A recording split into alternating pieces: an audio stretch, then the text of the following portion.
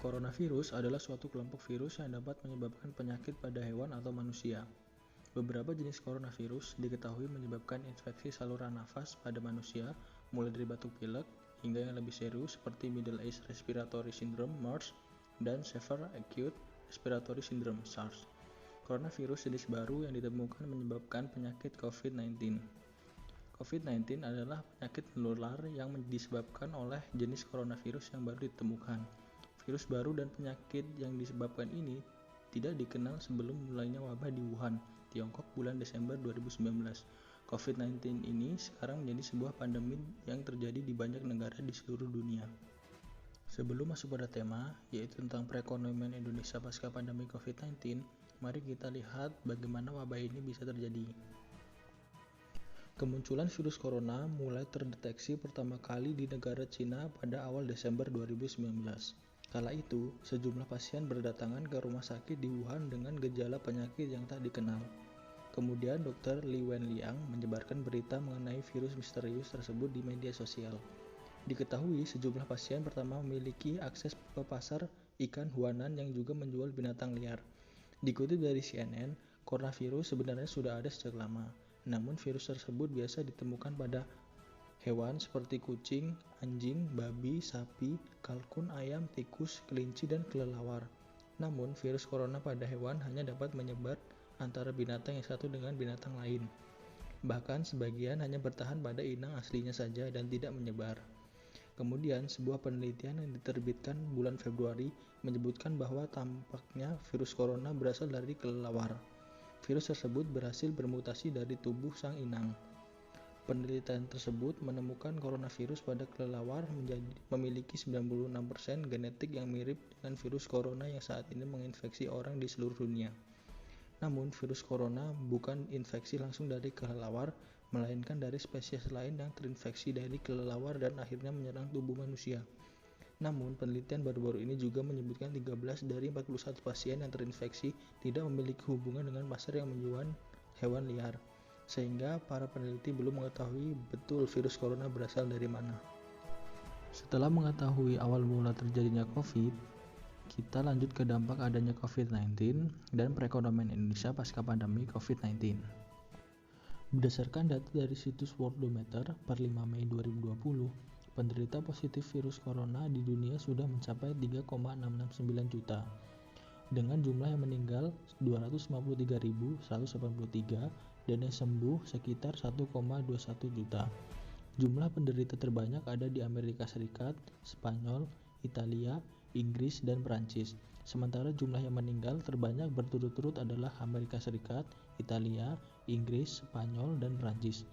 Walaupun jumlah yang sembuh sudah semakin banyak daripada meninggal, namun tren jumlah penderita dan yang meninggal belum menunjukkan penurunan.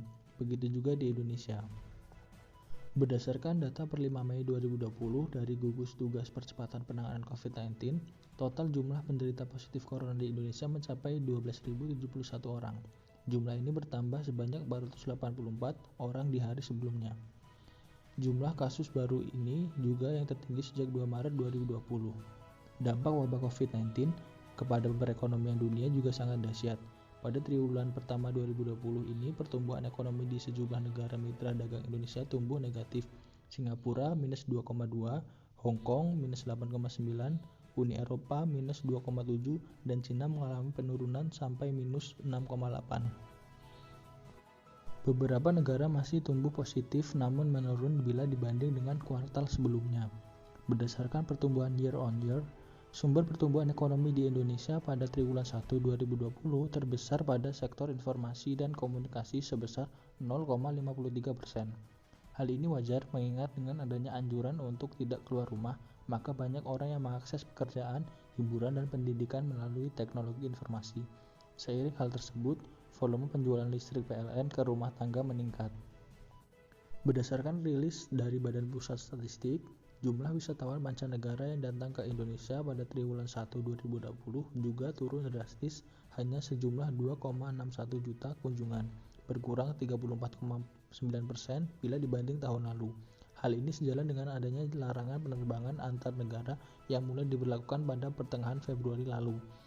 Jumlah penumpang angkutan rel dan udara juga tumbuh negatif seiring dengan diberlakukannya PSBB. Berdasarkan analisa data yang dikeluarkan oleh The Singapore University of Technology and Design dengan menggunakan metode estimasi pandemi, Susceptible Infected Recover dengan data-driven estimation, maka diperkirakan puncak pandemi di Indonesia telah terjadi pada bulan 19 April 2020 yang lalu dan secara berangsur akan berakhir secara total pada akhir Juli 2020. Data ini dikeluarkan per 5 Mei 2020 yang diambil berdasarkan data dari berbagai negara untuk memprediksi berakhirnya pandemi di dunia. Berdasarkan data tersebut, diperkirakan akhir Mei 2020 kebijakan PSBB dapat segera berakhir. Dengan demikian, awal Juni seluruh aktivitas dapat berjalan dengan normal.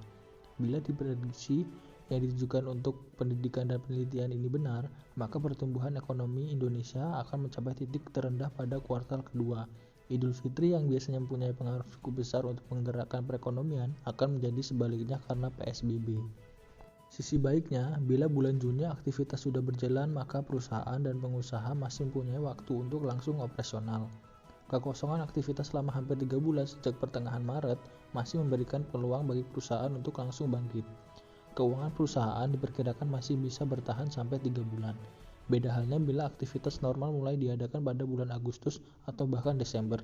Perusahaan perlu waktu mencari lagi pegawai baru untuk memulai operasi. Banyak perusahaan juga akan tidak kuat bertahan selama lebih dari 3 bulan. Dari sisi makroekonomi, dengan adanya stimulus fiskal yang disertai dengan realokasi anggaran untuk kesehatan, perlindungan sosial, dan pemulihan ekonomi nasional dari sektor keuangan, diharapkan akan dapat meningkatkan perekonomian secara perlahan di kuartal ketiga. Dengan menggunakan model input-output, tim riset ekonomi PT Sarana Multi Infrastruktur memperkirakan bahwa stimulus fiskal oleh pemerintah sebesar 405,1 triliun akan tercipta output dalam perekonomian sebesar 649,3 triliun rupiah. Sementara itu, nilai tambah dan pendapatan pekerja akan meningkat masing-masing sebesar 355 triliun rupiah dan 146,9 triliun rupiah. Dengan penciptaan output, nilai tambah dan pendapatan dalam perekonomian, stimulus fiskal yang digelontorkan akan menyerap tambahan tenaga kerja sebesar 15 juta orang atau 11,84% dari total tenaga kerja. Stimulus fiskal ini diharapkan dapat memberi kontribusi terhadap pertumbuhan ekonomi Indonesia di tahun 2020 sebesar 3,24%. Stimulus fiskal juga telah diikuti dengan stimulus moneter yang diberikan oleh Bank Indonesia dengan menurunkan tingkat bunga acuan dan perlonggaran giro wajib minimum. Penurunan tingkat bunga acuan ini diharapkan akan diikuti dengan penurunan tingkat bunga pasar sehingga dapat mendorong investasi dan pertumbuhan ekonomi. Pandemi COVID-19 ini juga telah memberikan nuansa baru pada rantai pasokan dunia. Sumber pasokan dunia yang tadinya dikuasai kurang lebih 20% oleh negara Cina telah bergeser ke beberapa negara lain karena adanya pandemi ini. Tentu saja untuk dapat merebut kue pada global supply chain, Indonesia harus berbenah diri agar lebih menarik investor. Penurunan tarif pajak penghasilan perusahaan yang telah dikeluarkan dalam Perpu 1 2020 perlu diikuti oleh pembenahan dari sisi kepastian hukum investasi, reformasi birokrasi, dan iklim ketenaga kerjaan yang sehat. Segala daya upaya perlu dikerahkan secara bersinergi agar Indonesia dapat bangkit dari dampak pandemi COVID-19 ini. Itulah tadi pembahasan saya mengenai perekonomian Indonesia pasca pandemi COVID-19. Semoga Indonesia lebih baik ke depannya. Saya ucapkan terima kasih.